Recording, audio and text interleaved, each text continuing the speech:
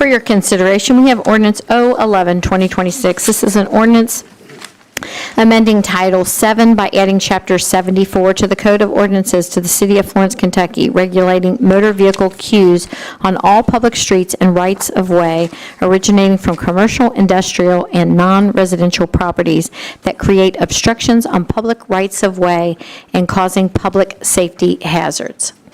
The effect of this ordinance is to create a new section of Title 7 by adding Chapter 74 to the City of Florence, Kentucky's Code of Ordinances.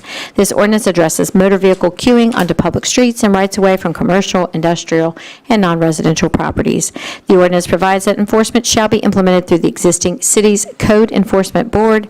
The ordinance set forth civil penalties for violations of the ordinance, and the ordinance is intended to promote the safe and efficient movement of traffic onto public streets and rights-of-way within the city.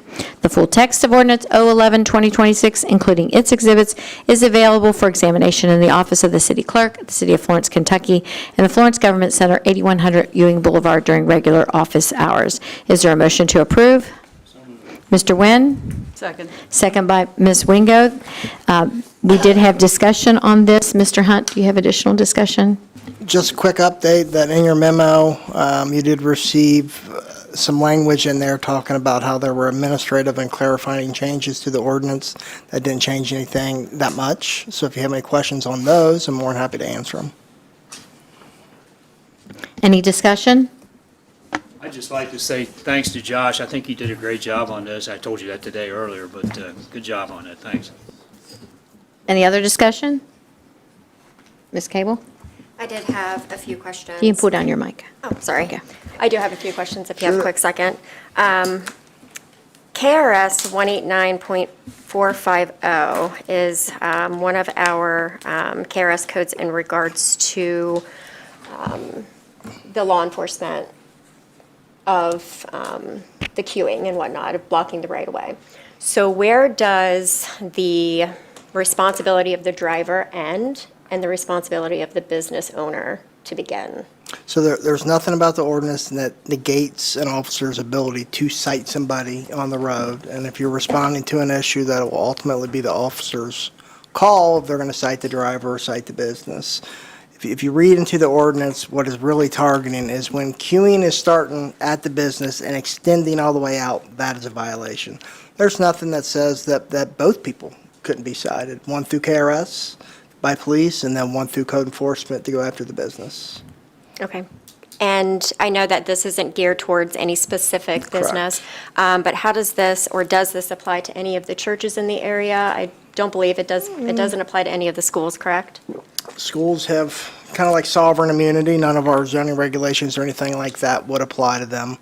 In terms of churches, they have police details, so this wouldn't apply to them. Anything with the special event, a lot of times churches are holding special events. They'll get an application. There's an approved traffic control plan with that, so that would be exempt from this as well. Okay. Any further discussion? Just one question. Ms. Whalen? Yes, ma'am. You talked about schools having immunity from a lot of different things, and so this wouldn't fall under our code enforcement or be able to be enforced under that, but it doesn't stop the police department from citing anybody who is blocking the roadway trying to get into a school.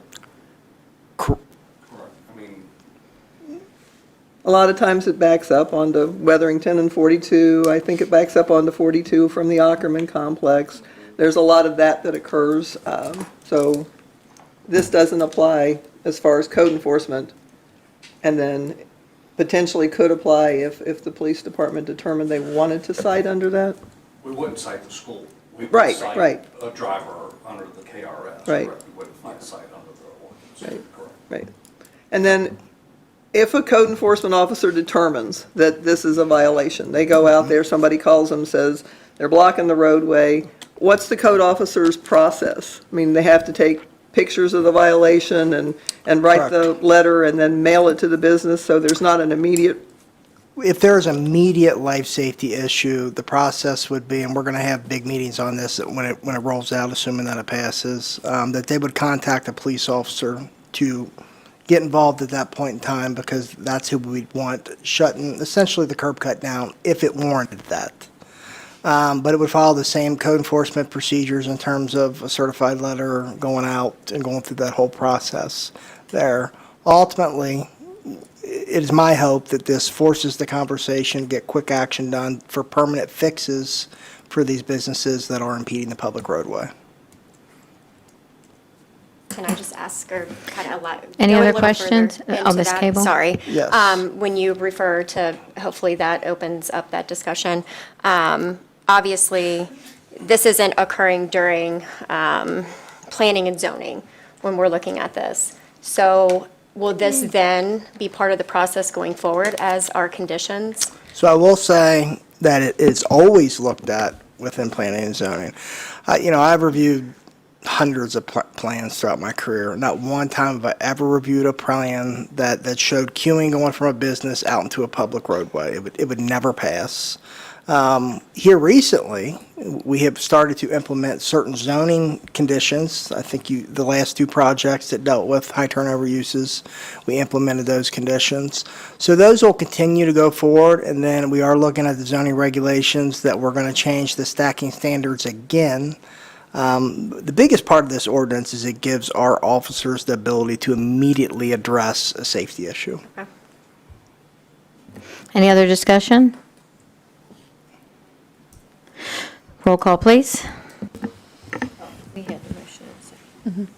Ms. Wingo? Yes. Ms. Chambers? Yes. Mr. Nguyen? Yes. Ms. Whalen? Yes. Mr. Snyder? Yes. Ms. Cable? Yes. Mayor, motion passes 6-0.